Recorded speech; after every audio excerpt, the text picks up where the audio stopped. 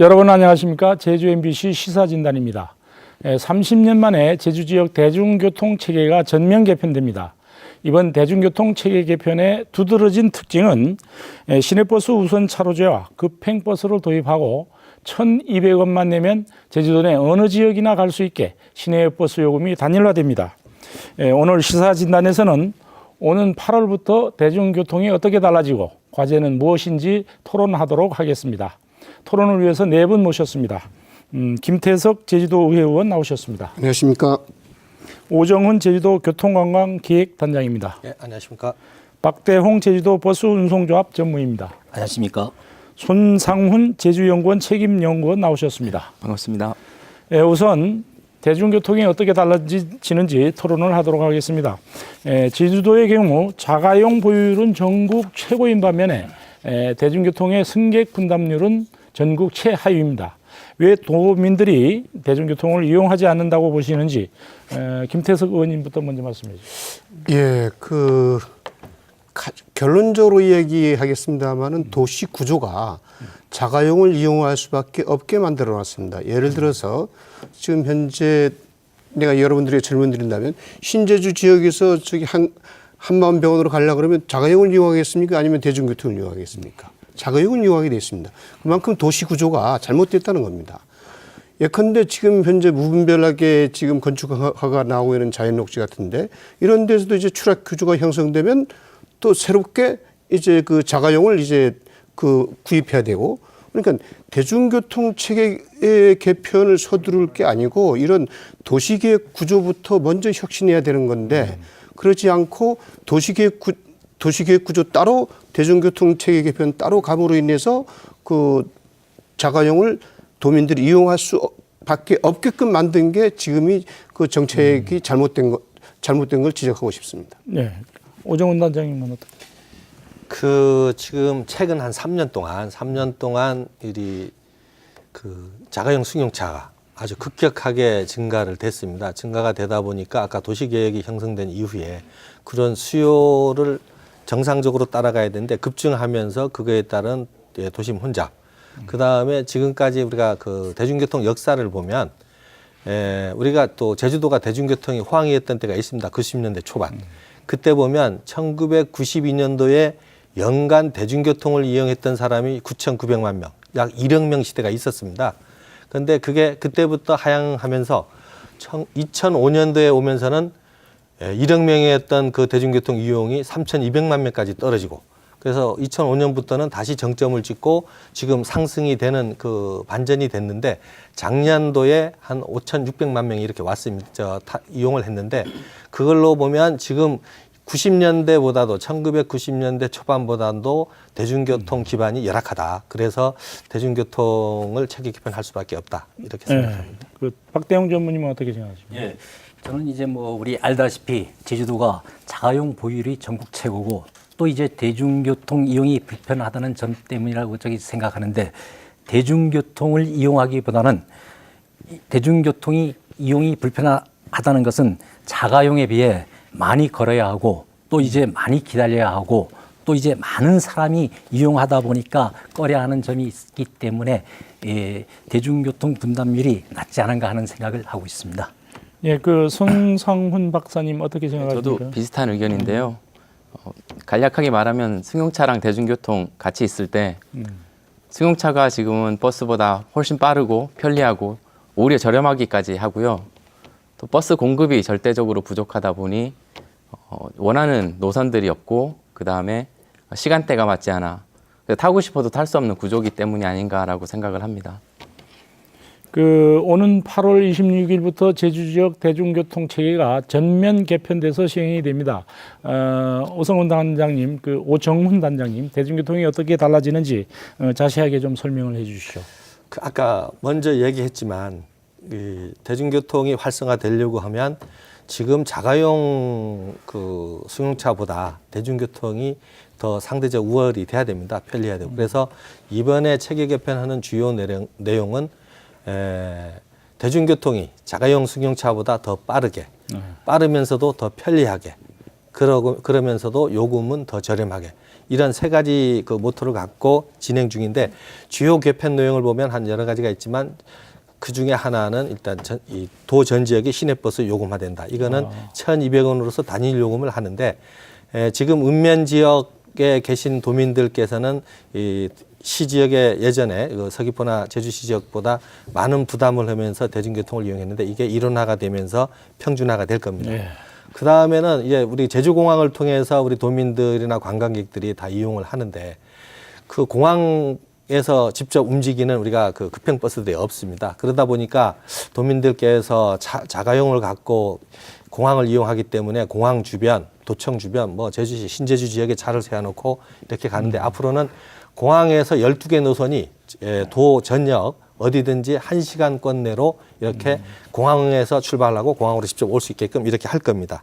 그다음에 지금까지 복잡했던 버스 노선도 간지선 체계로 하고 환승 체계를 더 이렇게 구축을 했고 그다음에 이게 우리 버스도 증차를 하는데 한 267대를 하는데 이게 267대를 하게 되면 제주도 내에 이제 8월 26일이 되면 약 790대가 되는데 이 수준이 우리가 1995년도에 대중교통 버스 숫자입니다. 아, 예. 예, 그 숫자로 이제 다시 하는 거. 그다음에 더 우선은 이제 공항에서 나오는 차량, 그다음에 대중교통이 빨라야 되기 때문에 이것 때문에 그 우리가 대중교통 우선 차로제 이거를 선택하게 되는 거고.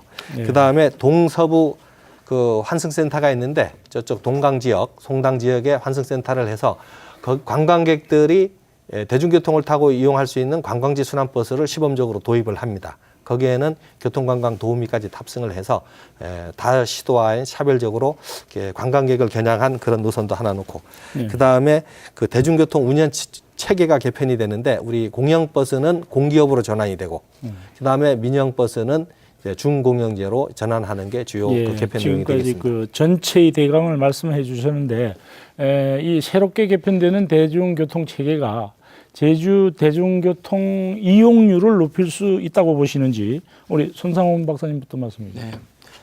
저는 굉장히 낙관적으로 보고 있습니다. 앞에서 이제 여러 가지 변화들, 여러 가지 세부 사업들을 말씀을 해주셨는데요. 이런 모든 사업들이 하나의 방향을 갖고 있습니다. 대중교통이 승용차에 비해서 경쟁력이 강화된다. 또 하나는 더 많은 지역에 더 빈번하게 운행된다. 그래서 서비스가 좋아지는 거죠.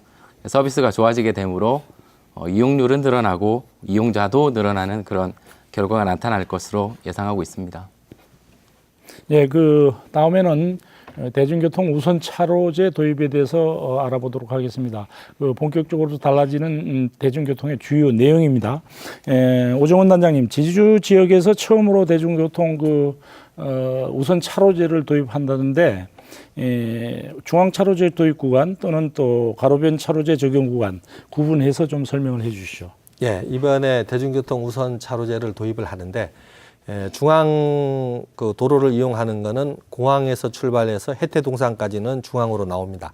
그래서 해태동산에 나오면 거기를 따라서 동강로 서광로는 가로변으로 이렇게 그 차로제를 하는 거고 그 중간 지점에 광양 로타리 제주시청 앞에 광양 로타리에서 이제 오라초등학교 앞까지는 또 중앙 그 차선을 이렇게 이용하도록 이렇게 했습니다. 근데 지금 전반적으로는 이제 앞으로 가로변 차로도 전부 다 중앙으로 이동하는 게 주 목적입니다.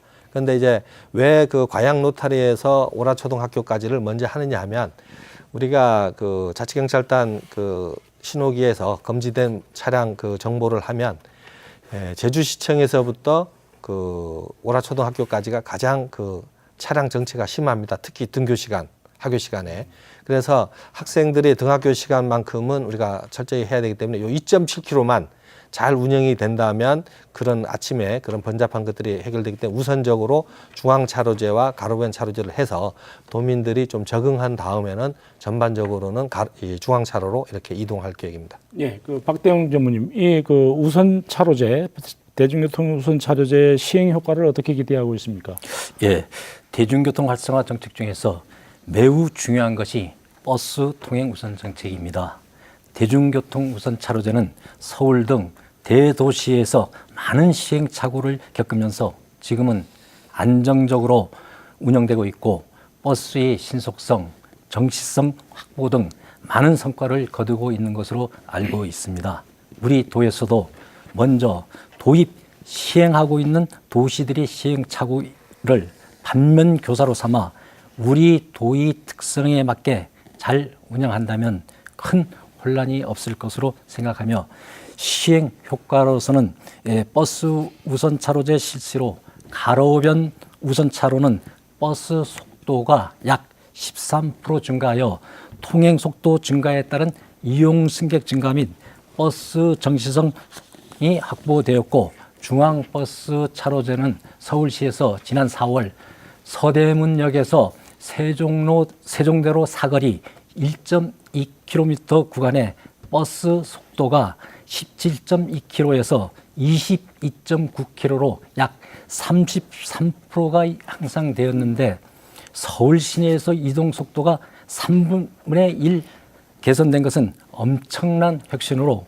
버스 이용 승객들이 인지도가 나날이 증가할 것으로 평가되고 있습니다. 그러나 택시 및 전세버스, 버스 우선차로는 허용 방안은 문제점이 있는 바 이 점은 분명히 지켜볼 필요가 있다고 생각합니다. 네, 아까 말씀 중에 그 17km에서 뭐 27km 이런 것은 시간당 속도를 말씀하는 거죠. 예, 시간당입니다. 예. 예, 시속입니다. 예, 우선 차로제로 대중교통 운행 속도가 이제 빨라진다는 장점도 있겠지만은 아까도 말씀했지만은 다른 한편에서는 택시라든가 렌터카 등 그 일반 차량 운전자의 운행 부담은 더 커질 수 있다. 그런 지적도 있는데 어떻게 보십니까, 우리 김 교수님? 예, 그것이 제일 지금 도민들이 우려하는 사안일 것입니다. 아마 지금 공항로와 중앙로에 지금 중앙우선 차로제가 생기게 되면은 이제 나머지 차선은 3개 차선에서 2개 차선으로 줄어드는 거거든요. 근데 또 걱정되는 것은 그렇습니다. 뭐 무슨 단속을 하시겠다고 하겠지만은 그 지금 현재 그 상가 지역 내에 조업 차량이라든지 이런 게 1차 그 나머지 가로변 차 노선을 이제 점거해 버리면 1차선만 가지고 이제 나머지 승용차나 택시나 이런 게 운행이 된단 말이에요.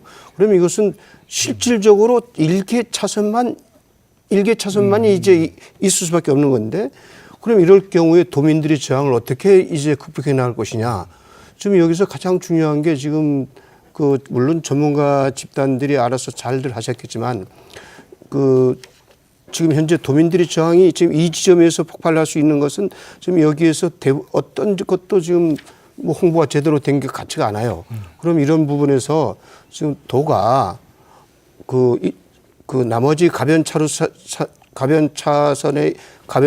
그 1차선을 어떻게 그 불법 그 주정차, 또 조업 차량, 생존을 위해서 조업 차량 이것을 어떻게 대처해 나가느냐.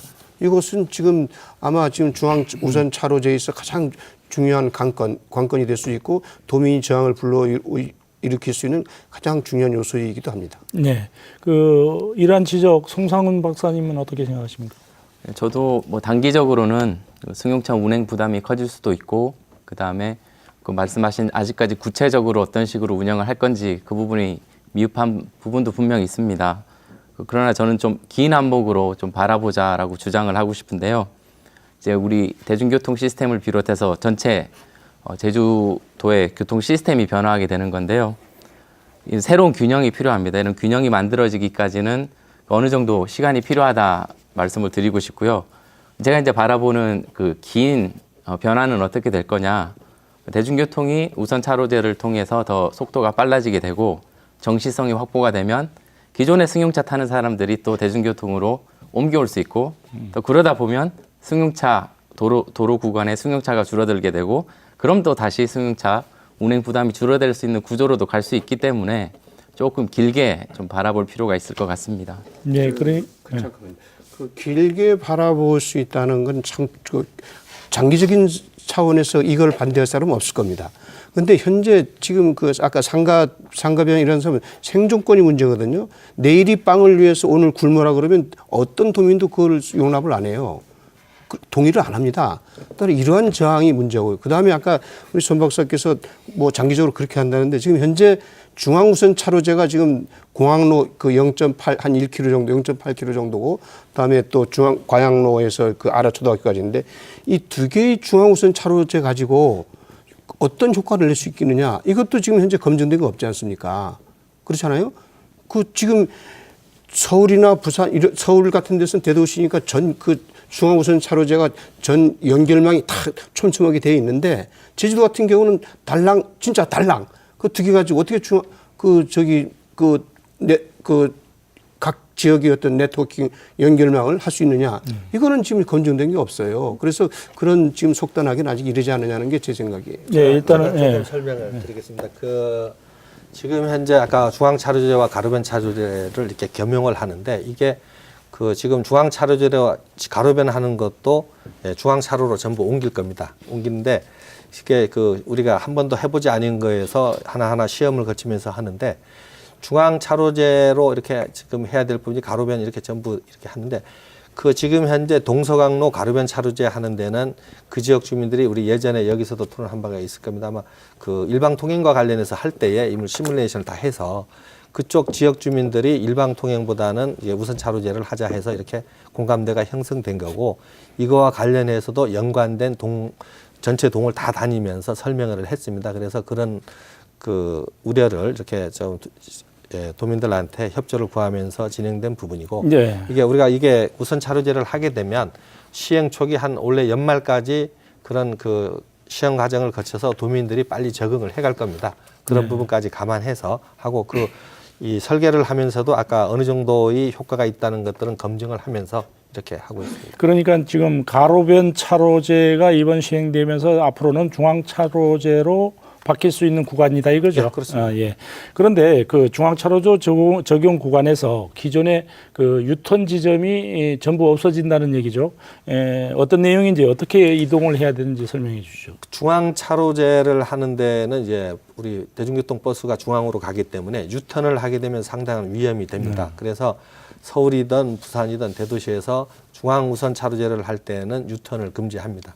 대신 가서 좌회전 피턴을 한다거나 우회전 피턴을 해서 돌아오는 게 일반적인 거고 이거에 따라서 오히려 유턴을 허용 안 하기 때문에 교통사고 같은 거는 또 예방이 될 수 있고 대신 아까 이거에서 택시들이 콜 받아서 유턴이 안 된다 하는데 이거와 관련해서는 대중교통 우선 차로제에는 택시 베이들을 같이 대중교통하고 연관해서 하고 있기 때문에 그런 문제들이 좀 덜 할 겁니다. 그리고 이렇게 유턴을 허용 안 하게 되면 그거에 따라서 또 이제 운전하시는 분들이 이렇게 적응해 나가고 특히 대중교통 우선 정책으로 갈 때는 승용차는 다소 불편합니다. 그래서 승용차 타시는 우리가 교통수단이 지금 연간 한 43% 정도가 승용차에 의존하는데 이 부분들을 우리 대중교통으로 전환해서 오히려 도심 혼잡까지도 같이 해결하는 게 과제가 되겠습니다. 네, 중앙 차로제 구간의 경우 정류장도 이제 도로 중앙에 시설하게 되죠. 보행자 안전사고가 있을 수 있다. 그런 걱정들이 많은데, 이 부분에 대한 보완책은 어떻습니까? 그렇죠. 우리가 서울에서가 제일 먼저 시행을 할 때는 그런 부분들이 이제 중앙으로 가서 이렇게 버스를 타야 되기 때문에 횡단보도를 할 때 이렇게 했는데 신호 체계는 많이 이제 예방이 돼서 신호 체계에서도 그게 예방을 하고 있고 또 우리가 시행 초기에는 거기에 우리 교통 도우미들을 다 배치해서 횡단보도가 생각보다 많지 않습니다. 한 6군데 정도 되니까 배치해서 안전과 관련돼서는 저희들이 또 대비하면서 도민들이 적응할 수 있도록 이렇게 조치할 계획입니다. 중앙 차로제와 가로변 차로제 구간 적용이 보행자는 물론 교통에 혼란을 일으킬 수 있다는 지적도 있습니다. 이에 대한 보완책은 어떻게 마련해야 될지 우리 김태석 의원님부터. 글쎄요, 지금 서울시를 설명을 들은다면 서울시에도 지금 초기 년도에 상당히 교통사고 발병률이 상당히 높았는데 발생률이. 근데 이것이 아까 우리 박정민도 말씀하셨지만은 벤치마킹 하는 겁니다. 사실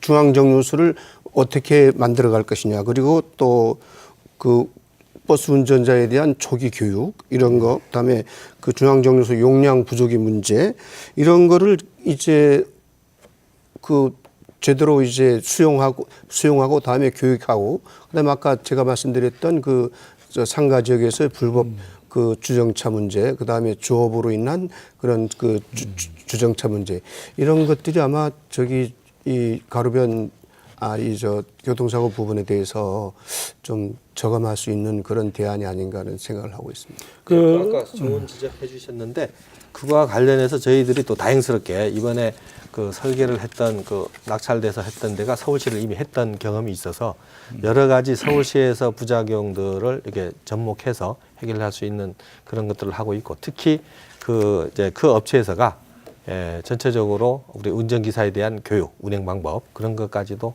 지금 계획을 하고 있습니다. 예, 손상훈 박사님, 그 보행자 안전사고는 물론이고 그저 교통혼란 이거에 대한 보완책은 어떻게 마련하고 있습니까?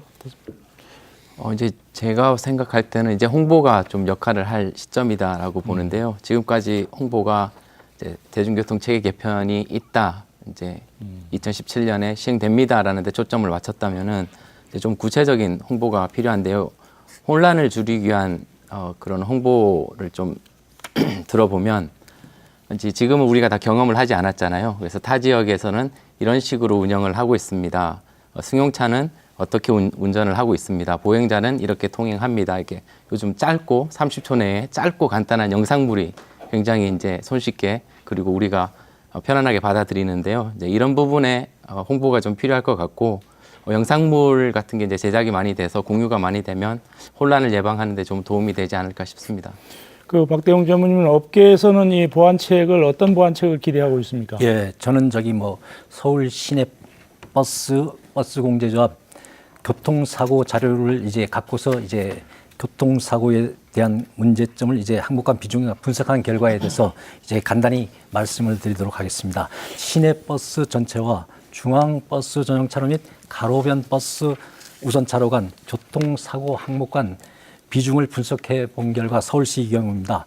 중앙버스 전용 차로에서는 주야별 중 야간에 36.2%가 발생하여 시내버스 27.3%보다 1.3배가 높고 특히 무단 횡단 사고가 높게 나타나고 있습니다. 그리고 가로변 우선 차로에서는 접촉 사고가 17.6%로 시내버스 8.4%보다 2.1배가 높고 특히 진로 변경 방법 위반 사고 비중이 6.7%로 시내버스 4.4%보다 높게 나타나고 있습니다. 중앙버스 전용 차로에서 교통사고 주요 요인은 아까 이야기도 나왔습니다마는 승하차장에서 도로 중앙에 위치하다 보니 도로를 건너다 발생하는 무단 횡단 사고가 35.9%로 가장 높은데 여기에 대한 안전 대책으로는 무단 횡단 방지 울타리 설치, 도로폭 확대, 중앙 분리대 설치가 필요하며 가로변 우선 차로는 불법 주정차 이동 카메라 버스에 장착, 그리고 가로수 및 시설물 제거, 방호 울타리 설치가 필요하다고 봅니다. 그리고 가로변 차선을 설치하였을 경우 다른 차량들이 진입을 방지하기 위하여 물리적 장벽, 방지턱이라든지 설치하거나 포장 도색 또는 컬러 설치가 이제 필요하다고 이제 생각하고 또 가장 이제 아까 단장님도 말씀하셨습니다만은 중앙버스 전용 차로의 설치로 인해 교차로에 일반 차량과 버스 이동을 분리하기 위하여 버스 전용 신호 도입이 필요하다고 생각합니다. 네, 그 중앙 차로제 서울시의 경우 굉장히 사고율이 높은 것으로 나타났는데 이에 대한 어떤 보강 같은 게 있습니까? 잠시 또 우리 김태석 의원님께서 한 거 아까 하신 게 답변 못한 게 있어서 그 우리가 그 중앙 차로제 운영은 24시간 운영을 합니다. 근데 아까 가로변 차로제는 아침 첨두 시간, 이제 오후에 첨두 시간, 첨두 시간만 운영하고 나머지 시간은 해제가 되기 때문에 아까 그 물건을 내린다거나 이런 부분에서는 이제 그 해제가 되고 아까 홍보와 관련해서는 지금 이 대중교통 우선 차로제에 대한 홍보물만도 3개가 이미 만들어져 있고 이거 관련해서 여러 가지 대중교통을 할 때 에티켓까지 해서 그거는 이제 앞으로 스팟 광고를 통해서 나갈 거란 말씀드리고 아까 우리 박대석 전무님 그 얘기했던 것 중에 대중교통 우선 차로제에서는 그 신호등 자체가 신호등이 하나가 많아져서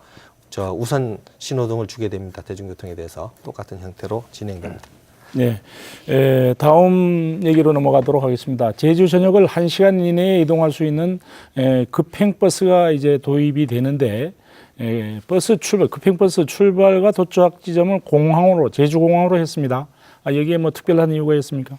그렇죠. 이제 그 공항을 이용하는 이용객이 연간 뭐 작년에 2,600만 명이니까 거의 이제 금방 3천만 명에 육박할 것으로 보고, 그 다음에 공항을 이용하시는 분들이 지금까지는 뭐 이 시외버스 터미널을 왔다가 다시 택시 타서 온다거나 다시 또 버스를 갈아타고 공항까지 가서 공항에 혼잡을 더하고 불편도 하고, 그래서 그 공항에서 직접 그 출발하고 도착하는 급행버스 12개 노선이 이번에 새롭게 신설이 된 겁니다.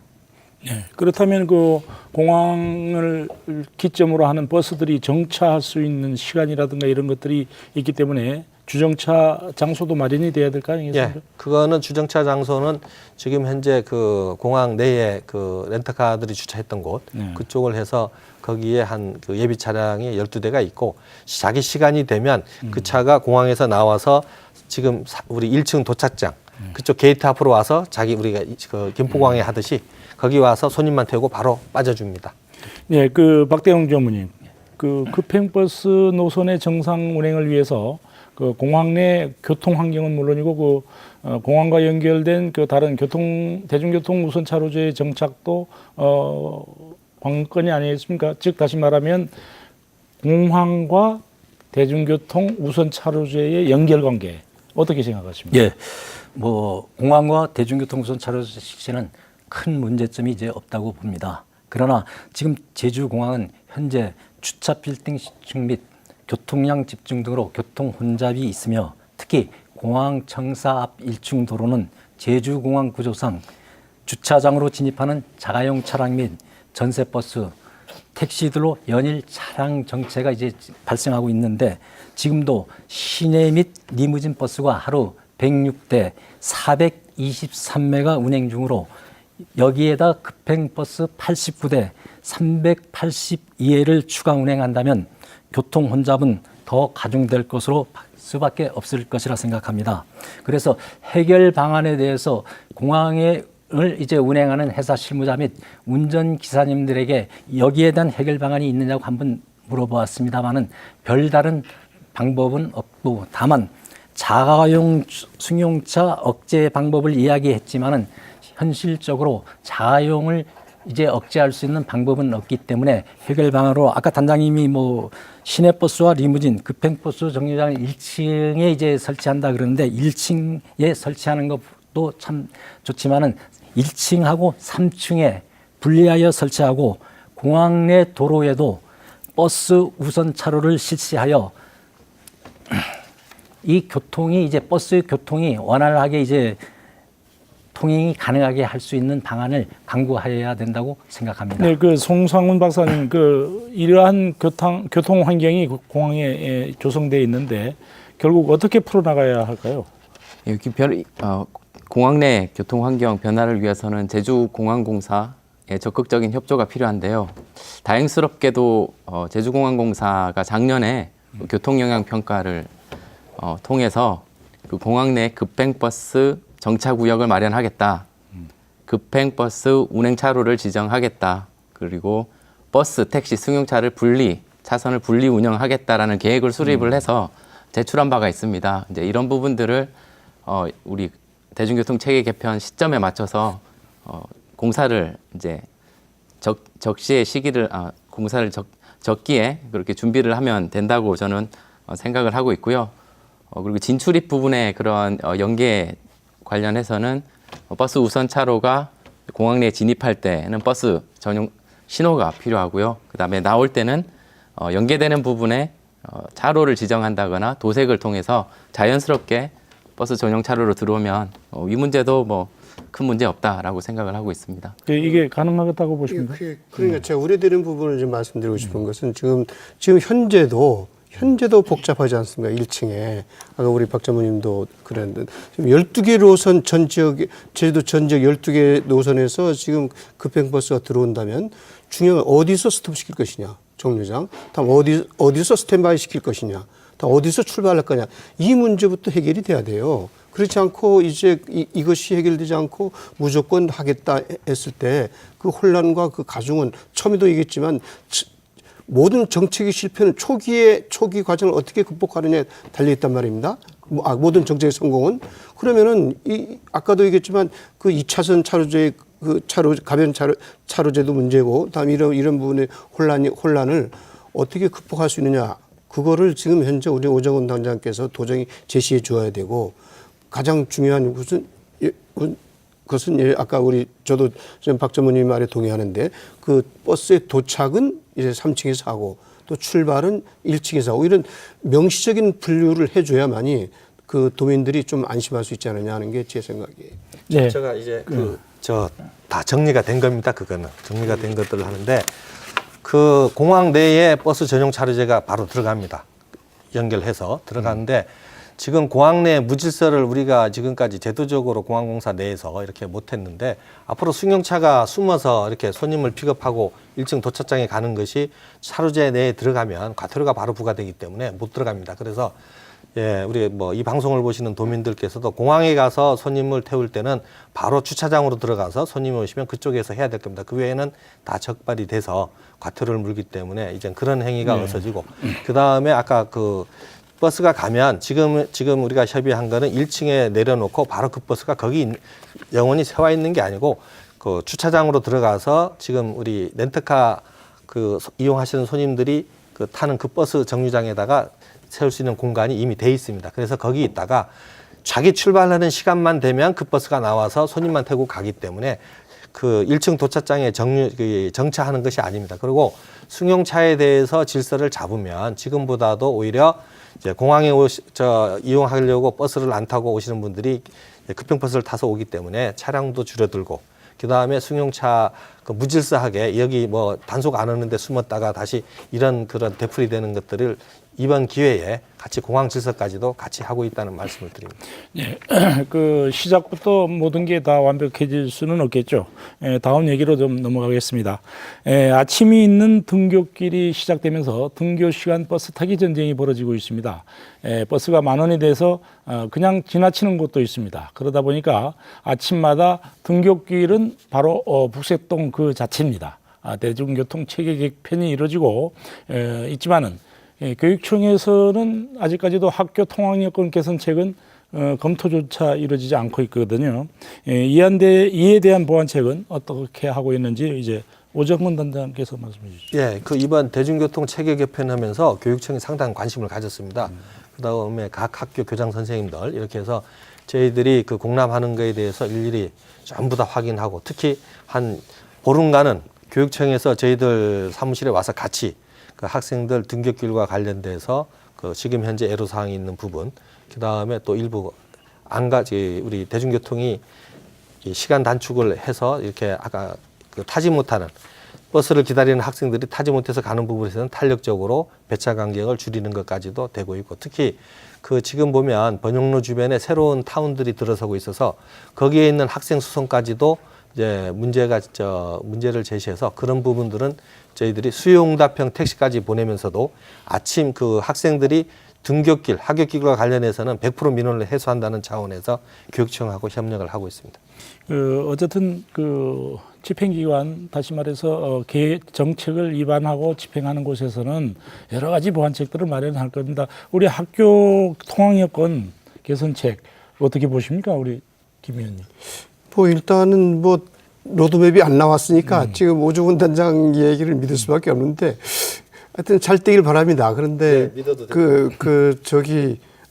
거듭 부탁드리는 얘기지만 그 정책의 성공은 그 지역 주민이 참여와 협조 속에서 이루어진다. 이것을 좀 부탁드리고 싶습니다. 그 대중교통 우선 차로제나 급행버스를 도입해서 대중교통 이용을 편리하게 하는 것도 중요하지만은 승용차 이용을 줄이는 것도 또 하나의 방법일 것입니다.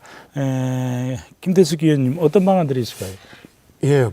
저희가 항상 주장하는데 이것은 수요관리 정책에 들어가야 됩니다. 지금 대중교통 체계 우선 그 개편만으로는 이것을 성공할 수 없어요. 그럼 수요 관리 정책 중 가장 중요한 게 뭐냐면, 나는 주차 정책을 이야기하고 싶습니다. 지금 현재 우리가 다니고 있는 도로에 있는 주차장, 다음에 도청이나 의회에 있는 주차장, 전부 국민들 세금으로 만든 공공재입니다. 그런데 그 공공재를 무단으로 이용하고 있어요. 그러면 일반 도민들은 피해를 보고 있는 거죠. 그리고 왜 도청 공무원들이나 시청 공무원들 다음에 의회 공무원들이 왜 저기 공공재로 만든 주차장에 그야말로 공짜로 주차를 해야 될 이유가 없어요. 그렇다면은 강력한 주차 부과 대상을 확대해야 됩니다. 그래서 확대함으로 인해서 차를 갖고 다니면서 공공재를 이용하다는 게 대가를 치러야 된다는 것. 이것을 도민들에게 어떻게든지 인식해야 되는 것이고, 다음에 두 번째는 아까도 도시 구조에 대한 문제였는데, 도시 구조를 어떻게든지 걷고 싶은 거리로 재정비해야 돼요. 지금 구도심권이나 신제주 지역이나 한번 걸어보시면 아시겠지만 걷고 싶은 맛이 없잖아요. 그냥 걸어다니던 돌불이 걸리고 넘어지고 횡경사로 돼 있고 그리고 다음 또 한여름에는 가로수 하나 없어가지고 땡볕을 지나쳐야 되고 이런 도시 구조를 정비함으로 인해서 걷고 싶은 거리를 만들고 웬만히 한 1, 2km, 2, 3km 이내는 걸어 다닐 수 있는 그런 보행 환경도 만들어야 됩니다. 다음 세 번째가 이건 유럽이나 이런 데서 미국이나 이런 데서 많이 사용하고 있는데 대중교통하고 해서 간선과 지선을 어떻게 연결하는 예컨대 스쿠터 공유제라든지 아니면은 자전거 공유제라든지 이걸 이용함으로 인해서 대중교통에 내려가죠. 아까 지금 현재 우리가 중앙 우선 차로제가 2군데밖에 없으니까 거기서 내려가지고 다른 지선으로 가는데 자전거라든지 스쿠터라든지 이걸 활용하는 방법. 이렇게 하면서 정식성을 확보해 주면은 자가용 확보도 줄일 수 있고, 그다음 요즘에 이제 이게 미세먼지의 문제가 많이 대두돼 가지고 경유차가 되고 있는데 지금 유럽 연합 쪽에서는 로우 에미션 존이라 그래 가지고 경유차 제한 구역을 만들고 있어요. 그러면 지금 현재 생존형 경유차들이 많은데 이분들에게 어떤 대안을 마련해 주고 경유차를 제한하는 방법 이런 것도 이제 수요관리 정책에 들어갈 겁니다. 하나만 더 말씀드리고 싶은 것은 수요관리 정책에서 전통시장하고 대형마트를 말하고 싶은데 대형마트에 무조건 주차장을 늘리는 걸 난 찬성하지 않습니다. 대형마트는 주차 상한제를 해가지고 가능한 한 차를 이용할 수 없게 만들고, 그다음에 전통시장은 이제 어떻게든 주차장을 확보해서 서민들의 생존권을 보호할 수 있는 방향 이런 게 필요하다고 봅니다. 그리고 또 이제 예전부터도 많이 얘기되는 겁니다만 차 없는 거리를 과감하게 이제 확대를 하는 것도 아마 좋을 것 같습니다. 프랑스 파리 센강변은 이미 차 없는 거리 지역으로 만들어 놨습니다. 손상훈 박사님, 우리 승용차 이용을 좀 줄이는 방안 어떤 것들이 있겠습니까? 저도 의원님 말씀하신 거를 조금 첨언을 하자면요. 수요관리 정책 저도 동의를 하는데 이 수요관리 정책도 다양한 레벨이 있습니다. 조금 더 강력하게 추진할 수 있는 방법, 아니면 좀 덜 강력하게 추진할 수 있는 방법, 권고를 하는 방법, 여러 가지 수준이 있는데요. 이 수준을 결정하는 게 중요하다라고 생각을 합니다. 지금 이 시점에 대중교통 체계 개편도 진행이 되고 있지만 주차 정책도 지금 준비가 돼서 곧 시행이 될 예정입니다. 그러면 큰 변화 두 가지가 나타나는데 그 변화에 따라서 우리 승용차 이용이 어떻게 달라지는가 좀 모니터링을 할 필요가 있다고 생각을 하고요. 그 모니터링 결과에 따라서 그 레벨에 맞는 수요 관리 정책을 추진하자라는 게 방향 같다고 생각합니다. 오정훈 단장님은 어떻게 생각하십니까? 예, 지금 대중교통만 놓고 이렇게 하는데 아까 이 수요 관리 승용차 줄이기 이게 상당히 제일 큰 건입니다. 우리가 아무리 대중교통을 개편하고 도로를 확장해서 도로 효율을 높인다 해도 지금 같은 상태로 차량이 불어나면 그 후에도 똑같은 문제가 이제 되풀이되는 거기 때문에 지금 도에서 준비하고 있는 게 이미 제주대학교에 의뢰해서 도내 차량 수용 능력 분석을 하고 있습니다. 이게 내년 1월에 나오는데 이게 나오면 아까 수요 조절을 할 수밖에 없다. 그러면 어떻게 할 거냐? 수용 능력이 나오면 지금 현재 문제시되는 게 특히 제주도 사회에서는 렌터카입니다. 렌터카가 한 3만 대가 있는데 우리가 보통 제주도에 지금 35만 대의 차가 있는데 한 10%에서 15%가 지금 현재 이 시간에 움직이고 있습니다. 근데 그 10%가 한 3만 5천 대밖에 안 되는데 거기에 플러스해서 렌터카 3만 대가 움직이기 때문에 교통체증이 있는 겁니다. 그래서 이 부분에서 수요 조절을 하는데 총량제로 조절하는 거는 권한을 안 줄 것 같고 그래서 다음 대행이 운행 제한을 시키는 그 권한을 이미 요번에 우리 우도에 했던 것 같이 그 권한을 저희들이 수용 능력 결과가 나오면 그 결과를 갖고 그 운행 제한 권한을 가져오려고 합니다. 그래서 강력하게 하는데 거기에는 아까 같이 뭐 사업용 차량에 대한 제한, 그 다음에 경유차에 대한 뭐 환경 그 오염을 시키는 차에 대한 제한, 뭐 오부제 여러 가지 다양한 기법이 나오기 때문에 그걸로 조절할 준비를 같이 하고 있고, 특히 아까 주차 문제도 이게 사실 대중교통 체계 개편도 주차에서부터 시작되는 겁니다. 그래서 주차는 강력하게 저희들도 발표한 바가 있습니다만 지금 현재 8월 1일부터는 도청부터 유료합니다. 유료화시키고 이제 뭐 행정시도 하고 있지만 그 다음에는 우리 7천여 공직자가 거의 차를 안 갖고 대중교통 이용하는 걸로 서로가 이렇게 협력하면서 그런 걸로 협조를 바라고 있고 또 그렇게 될 겁니다. 그 다음에 그거에 따라서 앞으로 이면도로에 대한 보행권 확보와 주차 환경 개선하는 것이 1번입니다. 그래서 이미 8m 이면도로에 8m, 6m, 8m 도로, 10m, 12m 도로에 대한 여러 가지 표준화를 만들어서 하나하나 하는데 일단 도청을 중심으로 한 그 블럭 전체에 대한 도단위 시범구역을 먼저 하고 그 다음에 연동 지역에 대해서 블럭별로 실시할 계획을 하고 있습니다. 또한 그 읍면동 시범구역 지금 34개소가 나왔는데 거기에 대해서는 시범적으로 올해 연말까지 시범구역을 해서 뭐 우리가 이거 빨리 가는 거 아니고 좀 천천히 한번 해놓고 그거에 대한 문제점을 해서 내년도는 주차 정책에 대해서 규제까지도 가감히 하는 걸로. 그래서 앞으로 공영주차장에 대해서는 모든 공영주차장의 노상 노예 주차장은 돈을 받는다는 게 원칙입니다. 네, 그 아까 그 운행 제한 권한 말씀하셨는데 그거는 어떻게 특별법에 규정되는 게 지금 어떻습니까? 국토교통부 장관이 가져 있는 운행 제한인데 지금 특별법 432조에서 도서지역, 그 우도나 뭐 추자 지역에 대한 권한은 가져왔습니다. 그래서 이번에 우도 지역에서 사업용 차량에 대해서는 운행 제한을 했고 그와 같은 권한을 그대로 우리가 했는데 그 자료가 있어야 되기 때문에 수용 능력 결과가 나오면 그걸 가져서 앞으로 교통 정책은 강하게 수요 조절도 같이 한다. 이렇게 아시면 됩니다. 네, 그 대중교통 체계 개편이 가져올 큰 변화 가운데 하나가 이제 버스 준공영제입니다. 제주도는 버스 업체를 직접 관리하면서 노선을 배분하는 준공영제를 도입하기로 했습니다. 버스 준공영제를 도입하게 된 배경 어디에 있습니까? 예, 지금 현재는 민영제로 해서 이렇게 운영을 하다 보면 지금 그 대중교통을 이용하시는 도민들이 만족도가 상당히 떨어집니다. 그 다음에 거기에서도 제일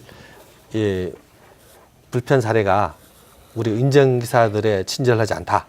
너무 불친절하다. 그 다음에 여러 가지 배차 시간이 적다 이런 부분인데 이게 민영 업체에서 하다 보면 수익 노선들은 잘 들어가는데 수익이 안 나는 노선들은 또 기피를 하고 그러다 보면 공영버스가 들어가고 그 다음에 운송 수익금 관리에서도 이렇게 저희들이 하는 것들이 투명하지도 않고 노선 조정권도 없고 그러다 보면 정작 도민들이 필요한 곳에는 대중교통이 가져야 되는데 따라가지 못하고 그래서 이거에 대한 대안으로 준공영제를 선택하는데 준공영제를 하게 되면 일단은 크게 수익금 자체가 공동관리가 되고 그다음에 민영업체에서 가져 있던 노선권이 이제 돌아와서 우리가 도민이 필요한 것이면 뭐 돈을 이 수익이 되든 안 되든 일단 모든 지역에 골고루 혜택을 부여하는 부분 특히 제일 중요한 부분은 운전기사 제주도 버스 운전기사들이 근무 상태가 상당히 열악합니다.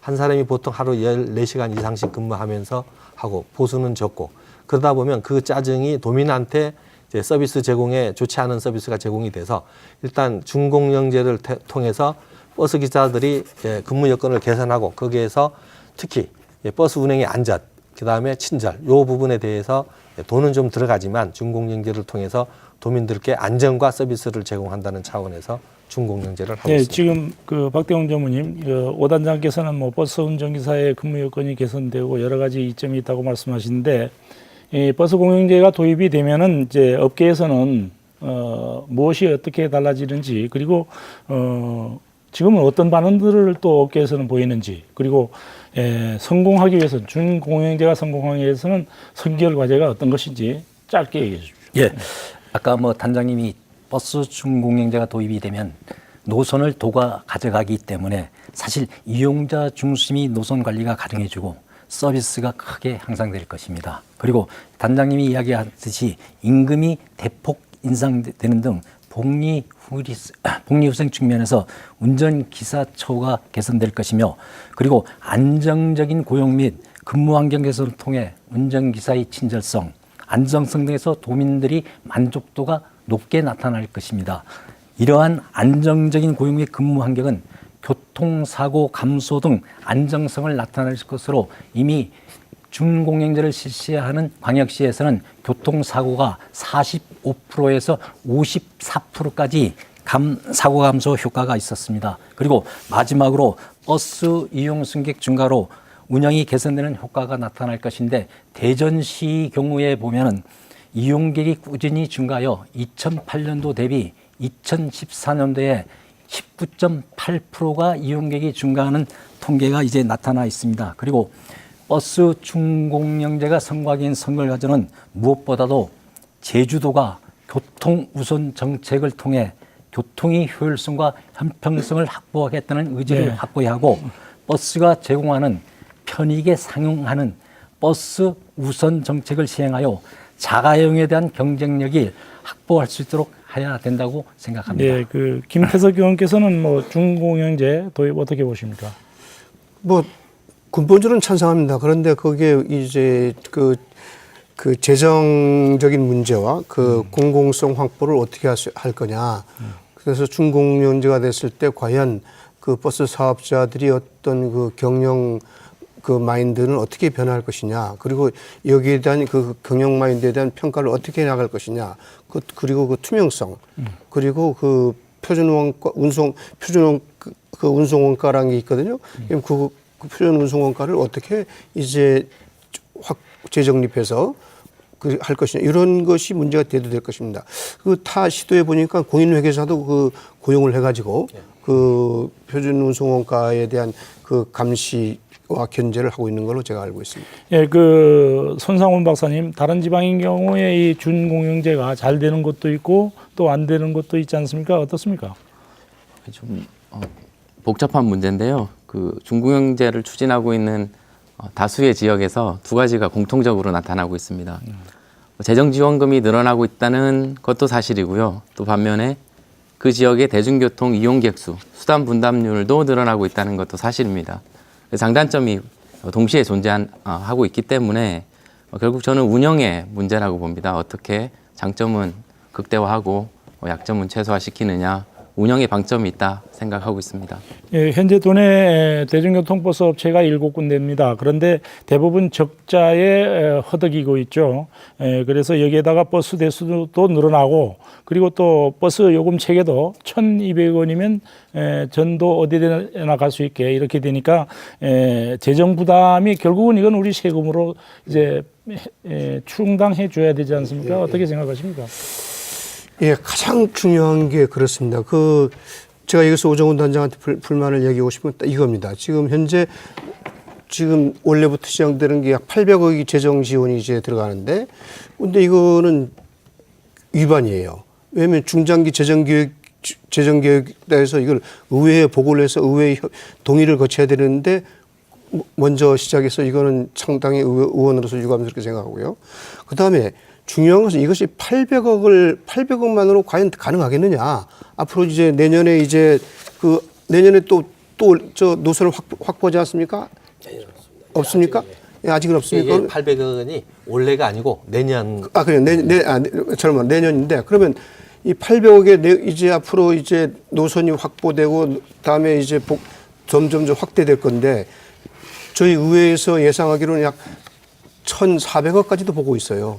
그러면 이런 부분의 재원을 어떻게 감당할 것이냐. 결국은 일반 정책 사업인 경우 그 사업을 축소하거나 포기할 수가 있어요. 그런데 이것은 그 준공영제로 일단 들어간 상태에서 이것은 경직성 예산입니다. 포기할 수 없는 예산이에요. 그럼 연간 1,000억에서 1,500 사이를 투입해야 되는데 이거 재원이 없잖아요. 그러면 우리가 말하고 싶은 것은 그 재원을 어디서 확보할 것이냐.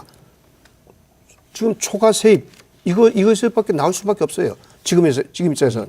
그러면 순세계 잉여라든지 이런 거 합쳐서 연간 한 5천억에서 6천억 사이인데 이것에서 한 1,500에서 1,500을 빼간다면은 다른 정책 사업이 축소되거나 포기될 수가 있어요. 그럼 이런 부분을 어떻게 감당할 거냐, 도가. 재원 마련도 지금 하지도 않고 의회와 협의도 않고 동의도 안 받아가지고 도가 지금 독단적으로 지금 실행하고 있단 말입니다. 그럼 이런 가장 중차대한 문제, 즉 재원 부분에 대해서 지금 도가 아무런 해명도 지금 의회에 내놓지 않고 있어요. 오정훈 단장님 어떻습니까? 재정 마련 방안. 이거와 관련해서 소관 상임위에 이렇게 우리 보건복지안전위원회는 계속 이거와 보고를 드리면서 진행을 하고 있습니다. 그리고 재정의 투입은 도가 잠깐만, 재정에 대해서도 좀 보고했습니까? 예. 보관 상임위에? 예. 저는 계속 확인하고 네. 진행되는 좋습니다. 사항을 좋습니다. 중간중간 보고를 하면서 이렇게 하는 부분이고 지금 현재 도에서 재정을 이렇게 할 때는 도의 정책 의지에 따라서 전체적인 이제 백분 비율로 해서 지금 현재 대중교통에 투입되는 부분은 약 2%, 일반 회계 예산의 2%를 잡아서 약 그게 하면 4조 몇천억 되니까 거기서 한 800억 정도를 봐서 전체적인 구상을 하는 거고 지금 현재 우리가 표준 운송 원가에서 이렇게 하게 되면 연간 지금 이 차량 대수로 이제 790대 정도를 했을 때 연간 한 1,200억 정도가 됩니다. 총 규모가. 그런데 우리가 대중교통에서 이렇게 운영이 되면 또 수익금도 있지 않습니까? 수익금이 지금 현재 작년도 말 했을 때 한 500억 정도, 500 몇십억 이렇게 되는데 그거 빼면 지금 현재는 한 730억 정도 이렇게 투입되는 걸로 분석이 됩니다. 그래서 그 2% 내에서 재정 부담을 하는 거고 특히 차량과 관련돼서는 우리가 이미 그 캐피탈 차량 등을 통해서 연간 한 1,000억 원 정도의 세입도 내고 있어서 정책적 의지로서 지금 교통 분야는 다른 일반 사업과 틀려서 교통 복지 차원에서 봐야 된다. 이게 서민들이나 학생들, 우리 어르신들의 전체적인 그 도민들이 대부분이 이게 대중교통에 해당이 되기 때문에 복지 차원에서 도정의 의지로 전체 예산의 2%의 범위를 투자하겠다는 의지를 갖고 이렇게 하는 겁니다. 우리가 문화예산의 3% 하듯이 그렇게 해서 진행해서 전체적인 규모를 2% 범위 내에서 저희들이 계획하고 이런 것들을 진행되는 다는 말씀을 드립니다. 예, 그 버스 준공영제 이제 굉장히 중요한 부분인데 결국은 이제 앞으로 공영제로 가기 위한 전초 단계가 아니냐 하는 이제 생각도 듭니다만은 이 준공영제가 성공하기 위해서는 어떤 조건들이 충족돼야 한다고 보십니까, 우리 손 박사님? 좀 두 가지 조건이 있다고 생각을 하는데요. 첫 번째가 단기적 관점에서 이용자의 만족도를 얼마만큼 지금보다 개선시켜 줬느냐. 그리고 또 하나는 재정지원금이 늘어난다는 이런 큰 우려들이 있는데 그 상승폭이 크지 않게 어떻게 관리를 하느냐 혹은 재정지원금을 어떤 식으로 지금보다 감소시킬 수 있겠느냐 이 두 가지가 조건이라고 생각을 하는데요. 이제 뭐 여러 가지를 만족시키기 위해서 제도가 뒷받침돼야 되는 제도가 그리고 여러 가지 사업들이 추가적으로 필요합니다. 몇 가지를 말씀을 드리면요. 그 노선이 이제 우리가 유연하게 조정할 수 있는 만큼 잘 개발하면 수익 노선이 많이 나올 수 있습니다. 특히 제주도 같은 경우에는 관광지 개발이 많이 이루어지고 있고요.